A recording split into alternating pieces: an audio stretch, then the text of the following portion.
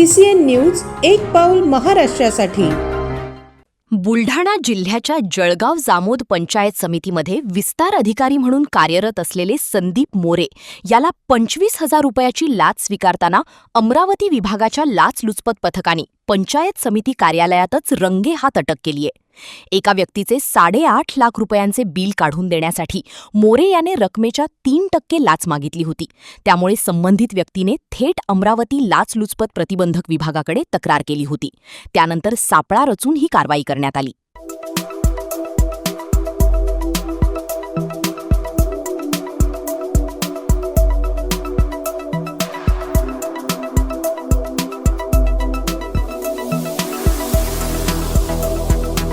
तसेच आपल्या भागातील महत्त्वाच्या बातम्या पाहण्यासाठी CCN न्यूज डेस्क चॅनलला सबस्क्राइब करा आणि बेल आयकॉन प्रेस करा।